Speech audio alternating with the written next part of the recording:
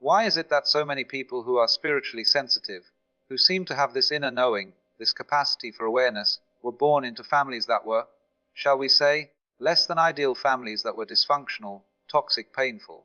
And you might think, well, if the universe is so wise, if there's some kind of intelligence behind all this, why would it put these sensitive souls into such difficult circumstances? But what if I told you that this is not a mistake? What if the very thing you've been cursing, the very situation you've been trying to run from your entire life, is actually the most important, not because suffering is noble, but because sometimes the hardest soil produces the strongest trees? You see, we have this notion that spiritual awakening should come through pleasant experiences, through meditation retreats, through reading wise books, through sitting quietly in beautiful gardens. And yes, these things can help, but the real awakening, the kind that shakes you to your bones, often comes through fire. It comes through difficulty. It comes through having everything you thought you needed stripped away, until all that remains is what you truly are. Think about it this way. If you were born into a perfectly harmonious family, where everyone was kind and understanding, where love flowed freely, and naturally, would you ever question anything? Would you ever look deeper? Would you ever have to develop that inner strength, that capacity to see through illusion? Probably not. You'd simply flow along with the current, never knowing there was anything else. But a toxic family, a dysfunctional family, they give you something else entirely. They give you friction. They give you problems that cannot be solved by ordinary means. They give you situations where you cannot simply go along with what everyone else is doing, because what everyone else is doing is clearly mad. And in that friction, in that impossibility, something begins to wake up. Let me put it to you another way. When a grain of sand gets into an oyster, it irritates, it hurts. The oyster cannot simply eject it. So what does the oyster do? It begins to coat the grain of sand with layers of nria slowly, patiently, and eventually that irritating grain becomes a pearl. The most beautiful thing the oyster creates comes from the thing that hurt it most. Your toxic family was the grain of sand, and you, through all your struggles, through all your pain, through all those years of trying to understand why they were the way they were, you've been creating, you've been developing something that people born into easy circumstances never have to develop. Wisdom. Real wisdom. Not the kind you read in books, but the kind that comes from having to figure out how to survive when everything around you is chaos. But here's where it gets really interesting. A toxic family doesn't just create problems. It creates a very specific kind of problem. It creates confusion about love. And this, strange as it sounds, is the gateway to awakening. You see, most people never question what love is. They simply accept whatever their family taught them. If their family was loving, they assume that's what love looks like. If their family was distant, they assume love is supposed to be distant. They never have to think about it. They never have to examine it. They simply repeat the pattern. But when you're born into a toxic family, you cannot do this. The pattern is so obviously broken that you cannot simply repeat it. You might try at first, many do, but eventually something in you rebels. Something in you says, no, this isn't right. This isn't what love is supposed to be. And in that moment of rebellion, in that refusal to accept the pattern, you've taken the first step toward awakening, because now you must figure out for yourself what love actually is. You cannot rely on what you were taught. You cannot trust the programming. You have to go deeper. You have to look within. You have to discover what love means when it's not mixed up with manipulation, with control, with conditions, with all the garbage your family attached to it. Not to suffer, though there was suffering. Not to be damaged, though there was damage, but to be forced to wake up, to be forced to question, to be forced to look deeper than most people ever have to look. Now, I want to be clear about something. This doesn't mean the pain wasn't real. It doesn't mean what happened to you was okay. It doesn't mean you should feel grateful for abuse or neglect, or whatever it was your family did. That would be missing the point entirely. The pain was real. The damage was real. What happened to you was not right. But here's the thing about reality. It doesn't care about our ideas of right and wrong. A tree doesn't grow straight by being kept in a greenhouse. It grows straight by being bent by the wind, by having to reach for the light, by having to develop deep roots to keep from being blown over. The wind is not kind. The wind is just wind. But without the wind, the tree would never develop strength. Your family was the wind. And you, whether you know it or not, have been developing roots that go very deep. Roots that most people never have to grow. And those roots, That depth, that's what makes you capable of understanding things that others cannot understand. Think about the people you know who had easy childhoods, pleasant, comfortable, everything handed to them. What are they like now? I'm not saying they're bad people, but often they have a certain shallowness to them, don't they? A certain inability to grasp the darker, deeper aspects of life. They live on the surface because they've never had to go beneath it. They believe in fairy tales because their life has been something of a fairy tale. But you cannot believe in fairy tales. You've seen behind the curtain. You know that families can be cruel, that parents can be selfish, that love can be twisted into something ugly. And while this knowledge was painful to acquire, it has made you real in a way that protected people never become. You've been stripped of illusions. And while most people spend their entire lives clinging to illusions, you don't have that luxury. You had to see things as they actually are. And seeing things as they actually are, that's the beginning of wisdom. That's the beginning of spiritual awakening. Now let's talk about something else. Something that might make you uncomfortable. Because here's a truth that's hard to accept. Your family wasn't just toxic to you. They were toxic because they were wounded. They were wounded because their parents were wounded. And their parents were wounded because their parents were wounded. It goes back and back and back, generation after generation, each one passing on the pain they received because they didn't know how to do anything else. You were the culmination of all that pain. All those generations of wounds, they all flowed into you. And you were the one who finally said, this stops here. You were the one who finally looked at the pattern and said, no more. I will not pass this on. I will not continue this cycle. And that is why you're different. That is why you were chosen. If you want to use that word, not because you're special in some ego sense, but because your soul was strong enough to say, I will carry this weight. I will be the one who breaks the chain. Think about what that means. Your family, as toxic as they were not your enemies. They were your teachers. Terrible teachers.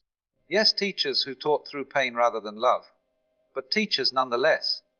They showed you exactly what not to do. They showed you exactly what happens when people don't wake up, when they don't question, when they simply repeat the patterns they inherited. And by showing you what not to do, they forced you to figure out what to do. They forced you to become conscious. They forced you to choose. Because you see, that's the real gift, choice. Most people never have to choose how to be. They simply are what their family made them. They're automatons, robots running on programming they never questioned. But you had to choose. You had to consciously decide what kind of person you wanted to be. You had to consciously decide what you believed love was. You had to consciously decide what values you would hold, what kind of relationships you would have, what kind of life you would build. Nothing was automatic. Nothing was given.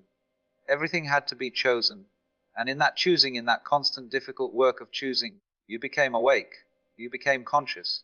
You became, in the truest sense, yourself. Not what your family wanted you to be, not what society expected you to be, but what you in your deepest knowing chose to be. Now, here's where people often get confused. They think awakening means being happy all the time, being peaceful all the time, being detached from everything. But that's not awakening. That's just another kind of sleep, another kind of escape. Real awakening means seeing clearly. It means understanding the patterns. It means recognizing that your family's behavior was not about you. It was never about you. It was about them, their wounds, their pain, their inability to love because they had never been loved properly themselves.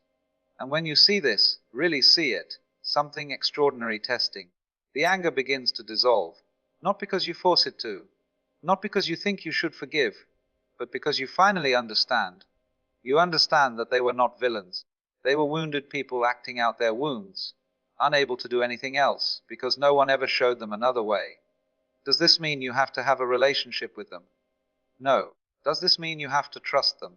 Absolutely not. Does this mean you have to subject yourself to their toxicity? Not at all. Understanding is not the same as allowing abuse. Compassion is not the same as being a doormat. You can understand someone completely and still choose to stay away from them. You can have compassion for their wounds and still protect yourself from their behavior. These are not contradictions. These are simply different levels of understanding. The truly awakened person knows this. They know that protecting yourself is not the same as hating. They know that setting boundaries is not the same as being cruel. They know that you can wish someone well, while also wishing them well from a great distance. And this is the freedom that comes from having been born into a toxic family. You learn to love without attachment. You learn to care without being consumed. You learn to see people clearly without judgment, because you've had to do all these things with your own family. People from healthy families, they often struggle with this. They feel guilty for setting boundaries. They feel selfish for prioritizing their own needs.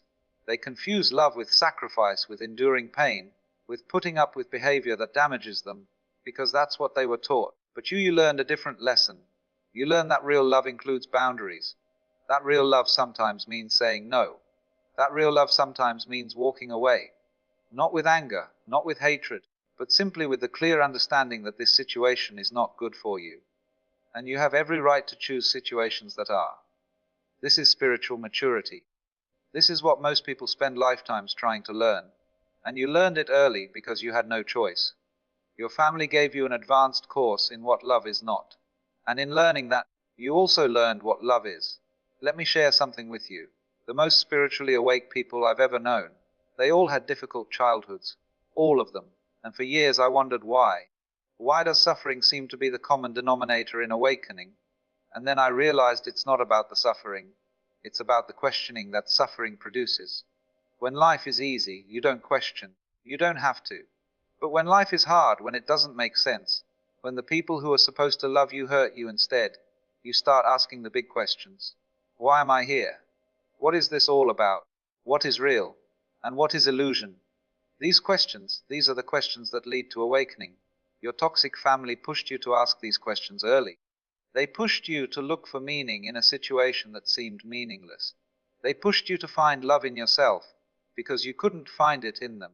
They pushed you to develop an inner life, because the outer life was too painful. And in developing that inner life, in turning inward because the outer world was so harsh, you found something most people never find. You found your true self. Not the self your family wanted you to be, not the self society expected you to be, but the self you actually are beneath all the conditioning, beneath all the wounds, beneath all the stories. This self, this true self, it was always there.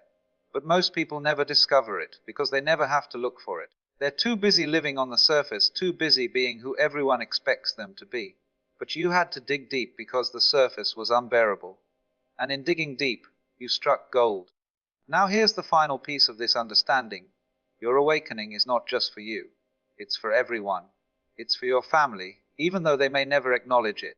It's for the generations that came before you, because in healing yourself, you heal the ancestral line.